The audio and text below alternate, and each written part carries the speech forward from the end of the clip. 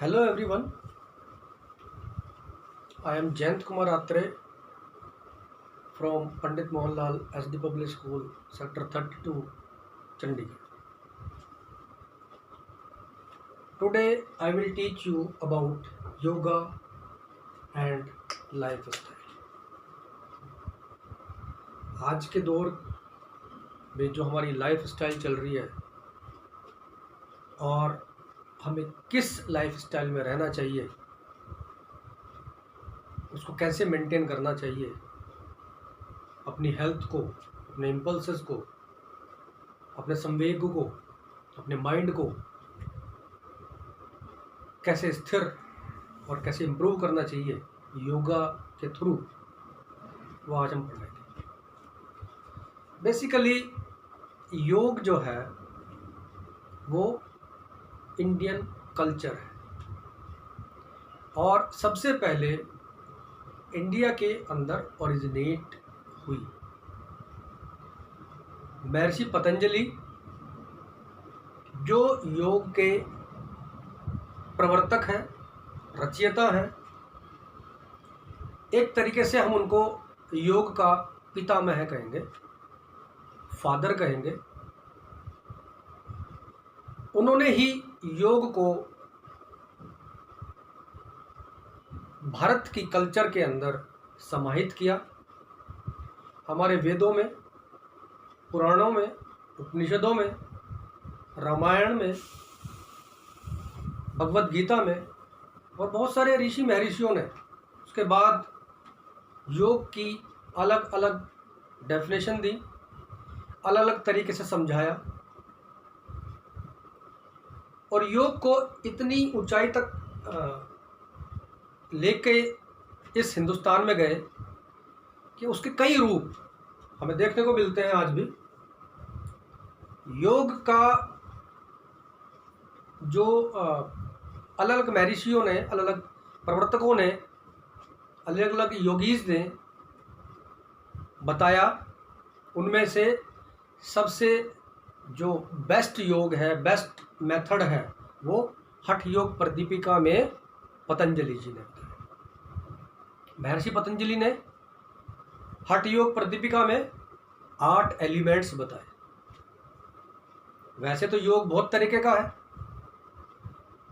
जैसे हठ योग है, राज योग है, कर्म योग है, भक्ति योग है, लय योग है, बद्ध योग है, प्रेम योग है, सांख्य योग है। बहुत सारे एलिमेंट्स और बहुत सारे टाइप्स इसके डिफरेंट टाइम्स में डिफरेंट महर्षिज ने, योगीज ने उनको अपने तरीके से सूत्रपात किया उसका और उसको हमें बताया। लेकिन हमारे जीवन में सबसे जो पॉपुलर योग हुआ वो महर्षि पतंजलि के द्वारा बताया गया योग ही है, जिसके 8 एलिमेंट्स हैं। सबसे पहला जो एलिमेंट है वो यम है, दूसरा नियम है, आसन है, प्राणायाम है, प्रत्याहार है, धरण है, ध्यान है और आखिरी एलिमेंट, उसका 8वां एलिमेंट समाधि है। योग का जो असली मीनिंग है वो एक Sanskrit word use, YUJ, use से लिया गया है, जिसका मतलब है जोड़ना, समाहित करना, union of a person soul with almighty soul. आत्मा का परमात्मा से मिलन या उसका जुड़ाव, the union of a human being soul with the almighty, with the divine soul. Actual जो इसका मीनिंग है वो यही है। लेकिन डिफरेंट योगीज़ ने डिफरेंट बुक्स में, पुराणों में, उपनिषदों में, महाभारत, गीता में, इन सब में योग के अलग अलग तरीके से मीनिंग होता है। जैसे पतंजलि जी ने योग को हमारे इम्पल्सेस से जोड़ा, हमारे संवेगों से जोड़ा, और उसके ऊपर चेकिंग और उसको कंट्रोल करना सिखाया और बताया कि how to control our impulses through these 8 elements, जिससे हम अपनी आत्मा को धीरे धीरे उन 8 एलिमेंट्स पे चल करके आखिरी समाधि अवस्था में परमात्मा से कैसे मिलाते हैं। गीता के अंदर भगवान श्री कृष्ण ने योगः कर्मसु कौशलम, यानी कर्मों में कुशलता ही योग है। जो हम डेली रूटीन में अपने फंक्शनिंग करते हैं, कार्य करते हैं, बिना किसी अपने कहना चाहिए कि उससे हमें कोई बेनिफिट ना हो या उससे हमें कोई लाभ ना मिले, लाभ और हानि से परे जो हम कर्म करते हैं उसको कुशलता के साथ करना। ये नहीं सोचना कि इससे हमें क्या अचीव होगा, क्या मिलेगा, उसमें कुशलता, उसको करना अपने दिल से परफेक्शन के साथ, वो ही एक्चुअल कर्म है उसका। उसी के माध्यम से हम योग की उच्च अवस्था को प्राप्त करते हैं। समत्वम योग उच्यते, योग समानता सिखाता है। समत्वम माने समानता, डिफरेंशिएट नहीं करना चाहिए किसी के भी, कौन ऊंचा है, कौन नीचा है, कौन गरीब है, कौन अमीर है, ये सब चीज़ों से परे समान भाव, समभाव, उसमें उच्चता, उसमें परफेक्शन, वो ही योग है। डिफरेंट योगीज ने, मुनियों ने अलग अलग समय पे अपने डेफिनेशंस दी हैं, परिभाषाएं परिभाषित किया है योग को। और अब हम आपको 8 एलिमेंट्स के बारे में धीरे धीरे को बताएंगे। सबसे पहला एलिमेंट हठ योग प्रदीपिका के अनुसार पतंजलि योग सूत्र में पतंजलि ने यम को बताया है। यम के अंदर 5 एलिमेंट्स, उसके सब एलिमेंट्स हैं। वो 5 सब एलिमेंट्स हैं: सत्य, अहिंसा, अस्तेय, अपरिग्रह और ब्रह्मचर्य। सत्य मीन्स ट्रूथफुलनेस, कभी भी हमें अपने जीवन में झूठ नहीं बोलना, हमेशा सत्य का पालन करना। अहिंसा, नॉन वायलेंस, किसी प्राणी मात्र को मन से, वचन से, कर्म से हिंसा नहीं करनी है। अहिंसा के मार्ग पे चलना है, उसको तंग नहीं करना है, वो शब्दों से भी नहीं, उसको मन से भी नहीं, उसको कर्म से भी तंग नहीं करना, अहिंसा नहीं करनी, मारना नहीं है। तीसरा जो है सब एलिमेंट है अस्तेय। अस्तेय मीन्स नॉन स्टेलिंग, किसी चीज़ को चुराना नहीं है। जितना हमारे पास संग्रह है, जितना हमारे पास है, वो पर्याप्त मात्रा में उसको समझना चाहिए, संतोष करना चाहिए, और किसी भी वस्तु को चुरा करके उसका संग्रह नहीं करना चाहिए। अपरिग्रह, अपरिग्रह means non greediness, non possessiveness. Non possessiveness यानी आप किसी भी इंसान को, कोई भी इंसान हो, चाहे वो आपके बहुत नज़दीक है, चाहे आपका रिलेटिव है, चाहे घर का मेंबर है चाहे बाहर का है, उनमें समानता समझना और उसके साथ लगाव, इसके साथ जुड़ाव, अपना अधिकार ना पूरी तरह से अपना अधिकार नहीं समझना कि ये मेरा ही है बस और किसी का नहीं। तो उसमें आपके मन में नॉन पॉजिटिवनेस की भावना आना चाहिए कि ये सिर्फ मेरा है और किसी का नहीं हो सकता।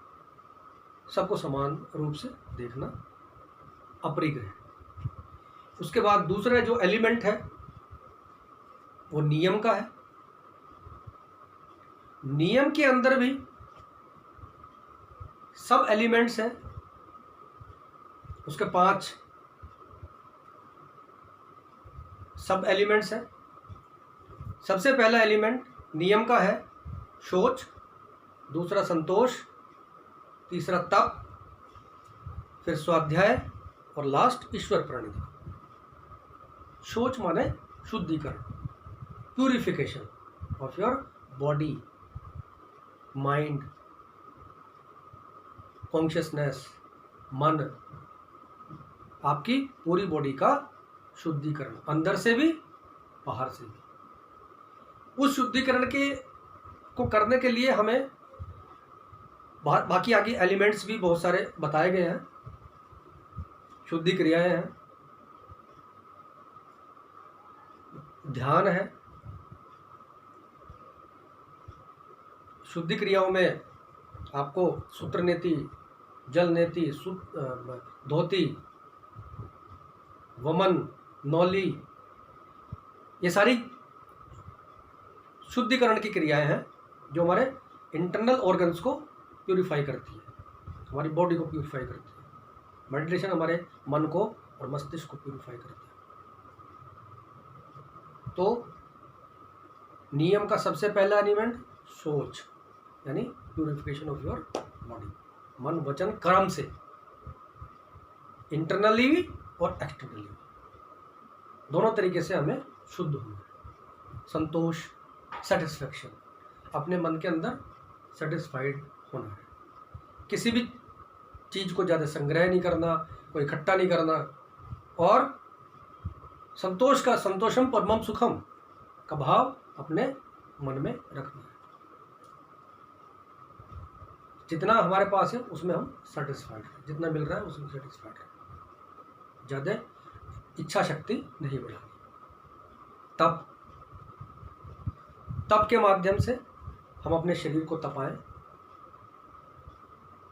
उसको तैयार करें, आगे जितने भी हमारे एलिमेंट्स हैं धीरे धीरे उनके लिए। और तप के माध्यम से हम अपने इंटरनल भी और एक्सटर्नल, अपने मन को कंट्रोल करें, अपने बॉडी को कंट्रोल करें, और जिस भी काम में हम लगे उसमें हम पूरी तल्लीनता के साथ, तपस्या के साथ हम उसका अनुसरण करें। स्वाध्याय means to read a good literature, एक अच्छा लिटरेचर पढ़ना, अच्छी किताबें पढ़ना, स्टडी मटेरियल जो भी आपका है, उसके अलावा जितने भी हमारे ग्रंथ हैं, पुराण है, उपनिषद हैं, रामायण है और बाइबल है, कुरान है, जितने भी ग्रंथ हैं हमारे अलग अलग, जितने भी हमारी जाति हैं उनको पढ़ना, अच्छे लिटरेचर को पढ़ना, वो हमारा स्वाध्याय का एक पार्ट है, स्वाध्याय के अंतर्गत आता है। लास्ट जो एलिमेंट है नियम का, वो है ईश्वर प्रणिधान, यानी ईश्वर में अपनी आस्था ईश्वर के प्रति कर देनी, ईश्वर प्रणिधान। अपने मन को, अपने शरीर को ईश्वर के चरणों में समर्पित कर देना, पूरी तरह से उसके डिवोटी हो जाना, वो ईश्वर प्रणिधान।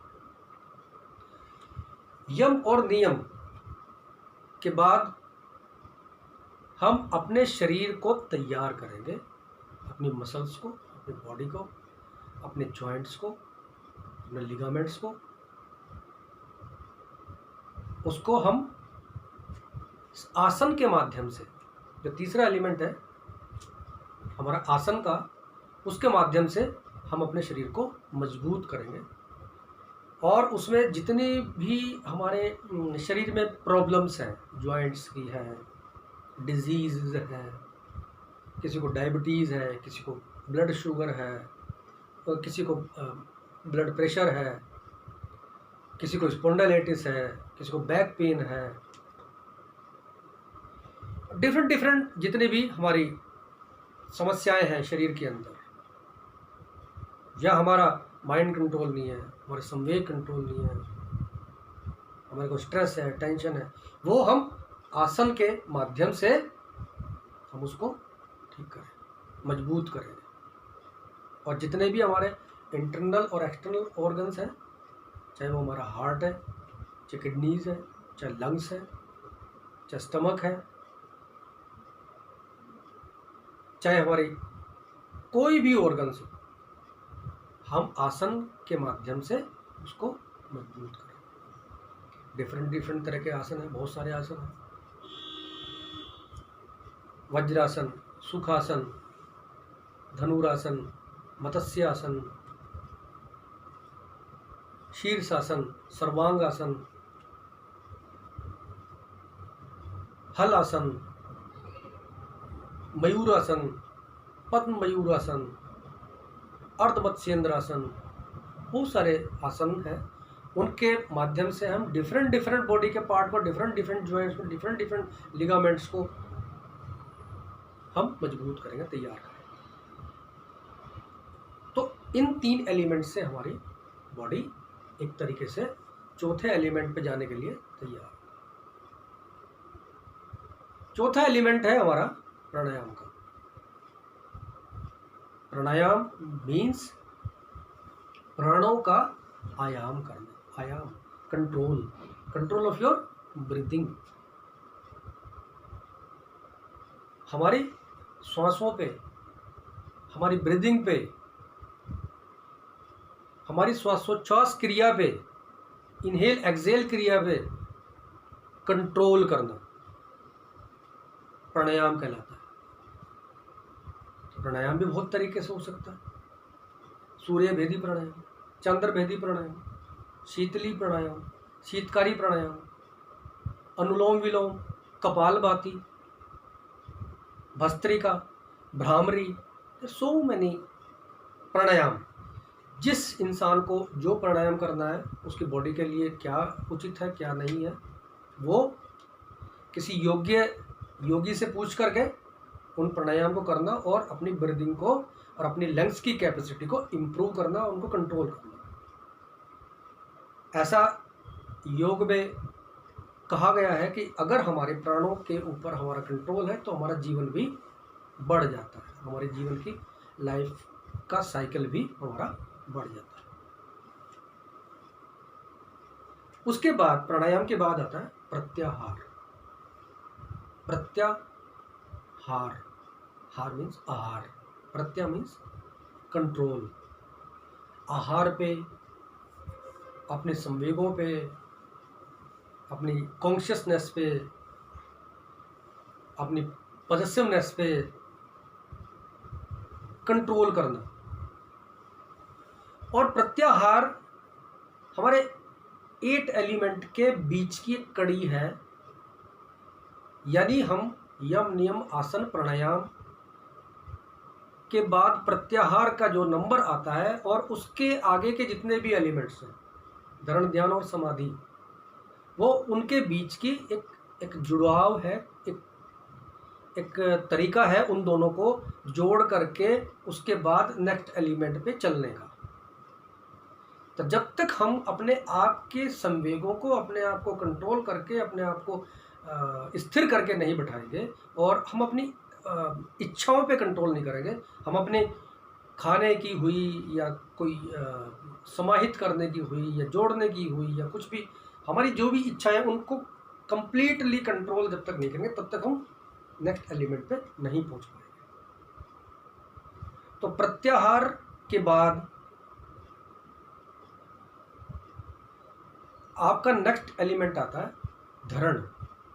धरण मीन्स धारण करना, अपने अंदर समाहित करना किसी भी चीज, किसी भी एलिमेंट को, यानी ईश्वर को, उसके स्वरूप को, उसकी शक्ति को, उसकी एनर्जी को अपने अंदर समाहित करना, धारणा करना, ध्यान लगाना। जब हम किसी भी चीज को अपने अंदर समाहित कर लेंगे तो नेक्स्ट जो उसका एलिमेंट ध्यान का है वो हमारा शुरू हो जाएगा। धारण करने के बाद, हम किसी चीज को अपने अंदर समाहित करने के बाद हम ध्यान के ऊपर आते हैं। ध्यान, मेडिटेशन, अपनी माइंड की जितनी भी हमारे संवेग हैं, हमें इम्पल्सेस है, हमारे स्ट्रेस है और टेंशन है, उन सब को कंट्रोल करना थ्रू मेडिटेशन। मेडिटेशन भी बहुत तरीके का है। आप के दिए को जला लें, उसके लोगों के सामने बैठ जाएं और एक टक उसको देखते रहें। आप आंखें बंद करके भी, आप ओम का उच्चारण करके भी, आप किसी मंत्र का उच्चारण करके भी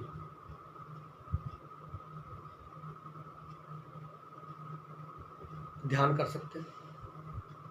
आप ईश्वर के ऊपर भी ध्यान कर सकते हैं। उसको अपने अंदर एक मूर्ति, एक पिक्चर बना करके आंखें बंद करके बैठ जाएं और धीरे धीरे धीरे धीरे हमारे जितने भी संवेग हमारे माइंड में आ रहे हैं, जा रहे हैं, आ रहे हैं, जा रहे हैं, उनको कुछ समय के बाद अपने आप ही स्वतः ही वो कंट्रोल होने शुरू हो जाएंगे और ध्यान की प्रक्रिया हमारी धीरे धीरे धीरे धीरे बढ़ती है। जैसे जैसे हमारे संवेग कंट्रोल होते जाएंगे वैसे वैसे ही वो संवेग, वो विचारधारा, वो जितनी भी हमारे अंदर विचार आ रहे हैं उनको हम धीरे धीरे छोड़ते चले जाएंगे। उनके ऊपर हमारा कंट्रोल तो है नहीं, लेकिन जैसे जैसे हम मेडिटेशन करेंगे वैसे वैसे वो धीरे धीरे समाप्त हो करेंगे और एक समय ऐसा आएगा ध्यान का जब हम शून्य की ओर हो जाएंगे, जब हमारे दिमाग में बिल्कुल कुछ नहीं होगा, ना कोई संवेग आएगा, ना जाएगा, ना कुछ होगा और हम एक बिल्कुल अनकॉन्शियसनेस स्थिति में चले जाएंगे, बिल्कुल कंप्लीट हम खो जाएंगे। ये ध्यान की प्रक्रिया। ध्यान जब लग जाता है उसके बाद लास्ट जो एलिमेंट है वो है हमारा समाधि का।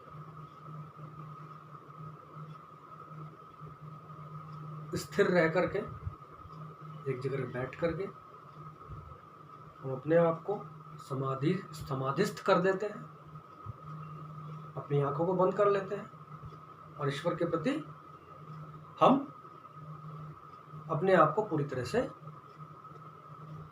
छोड़ देते हैं कि भी उनके ऊपर, और उस अवस्था में हमारी जो आत्मा है वो परमात्मा के साथ हमारा मिलन होता चला जाएगा। ये हमारे 8 एलिमेंट्स हैं जिसके माध्यम से हम अपनी आत्मा का परमात्मा के साथ मिलन करते हैं। ये हमारे हठ योग प्रदीपिका के अकॉर्डिंग पतंजलि योग सूत्र में 8 एलिमेंट्स बताए। लास्ट जो टॉपिक है वो आसन का है। उसमें आसन मैंने आपको अभी पहले ही बताया कि हमारे बहुत सारे आसन्स हैं जिनके माध्यम से हमारी बहुत सारी डिजीजेस है, ओबेसिटी है, अस्थमा है, डायबिटीज़ है, बीपी है, हाइपरटेंशन है, बैक पेन है, स्पॉन्डिलाइटिस है, वो सब चीज़ें हमारी कंट्रोल होती रहती है। और हर आसन का एक अपना पहलू है और एक अपना उसका लाभ है। सुखासन, वज्रासन, अर्धमत्स्येंद्रासन, धनुरासन, मकरासन, शवासन, बहुत सारे आसन हैं जिनका हमारी ज़िंदगी में, हमारी लाइफ में बहुत महत्वपूर्ण स्थान है, और उसके माध्यम से हम अपनी डिफरेंट डिजीज़ को हम उसको कंट्रोल करते रहते हैं।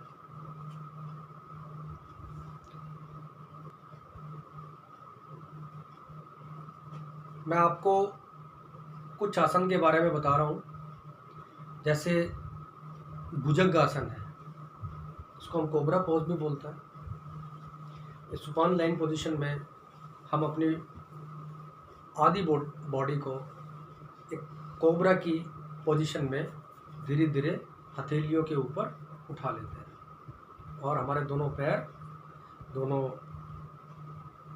तलवे आपस में मिले होकर के पीछे हमारे पैर बिल्कुल सीधे अवस्था में हो जाते हैं, और हमारी नाभि तक की बॉडी ऊपर उठ करके हमारा सिर का जो पोजीशन है वो थोड़े पीछे की तरफ को झुकाव होगा, और हम आसमान की तरफ देखेंगे।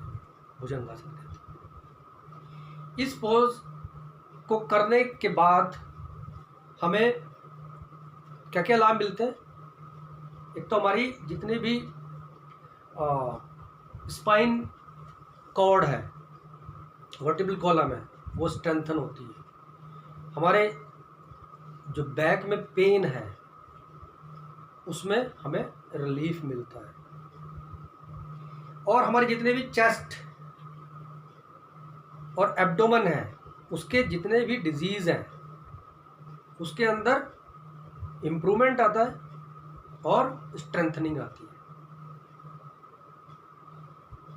और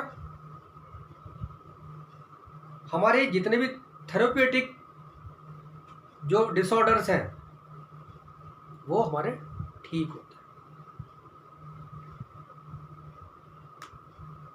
हमारा बैक पेन, हमारी हेडेक, हमारी जितने भी अपर बॉडी के जितने भी ऑर्गन्स हैं वो हमारे मजबूत होते हैं। हमारे कंधे, हमारे शोल्डर, हमारी आर्म्स, जितने जॉइंट्स हैं हमारे, वो हमारे मजबूत होते हैं। उसके बाद पश्चिमोत्तानासन है। पश्चिमोत्तानासन करने के लिए हम सीधे बैठ जाते हैं और उसको पैर को बिल्कुल सीधे फैला करके दोनों हाथों से दोनों पैरों के अंगूठे पकड़ करके अपनी सिर के फोरहेड को हम धीरे धीरे करके घुटनों में लगाते हैं। इसको हम पश्चिमोत्तानासन कहते हैं। और पश्चिमोत्तानासन में हमें सबसे ज़्यादा रिलीफ हमारी वर्टिब्रल कॉलम को मिलता है, हमारी बैक पेन को मिलता है, हमारे जितने भी जो पैर की जितने भी बैक मसल्स हैं, क्वाड्रिसेप्स मसल्स हैं, सार्टोरियस मसल्स हैं, उनमें मजबूती आती है और उसमें इम्प्रूवमेंट होता है। हमारे स्टमक, हमारे लंग्स, उसका डाइजेशन पावर बढ़ता है और लंग्स के अंदर स्ट्रेंथनिंग। ये हमारा पश्चिमोत्तानासन का पार्ट। अब मैं आपको पवन मुक्त आसन के बारे में बताता हूँ। पवन मुक्त आसन में सीधे जमीन पे लेटने के बाद अपने दोनों पैरों को मोड़ते हुए नाभि के पास ले आए, दोनों हाथों को दोनों पैरों को जकड़ते हुए और अपने सिर को उठा करके अपने फोरहेड को दोनों घुटनों पे लगाना है। अपने दोनों पैर और फोरहेड आपका दोनों इकट्ठे मिलने चाहिए, और उसको दोनों हाथों के माध्यम से हम उसको स्टमक की तरफ प्रेस करेंगे। तो जितनी भी हमारी गैस्ट्रिक ट्रबल है, एसिडिक प्रॉब्लम है, वो सब हमारी दूर होती है। बैक पेन में भी रिलीफ मिलता है, हमारा स्टमक मजबूत होता है, हमारा लंग्स, हमारा हार्ट, उसका सर्कुलेशन भी फास्ट होता है और ऑक्सीजन कैरिंग कैपेसिटी बढ़ती है। धनुरासन, मत्स्यासन, सुखासन, अर्धमत्स्येंद्र आसन, बहुत सारे आसन हैं जिनसे हमें हमारे ब्लड प्रेशर में, हमारी शुगर में, हमारे ओबेसिटी में, हाइपरटेंशन में रिलीफ मिलता है। यहीं तक का आज लेक्चर हुआ। थैंक यू सो मच, धन्यवाद।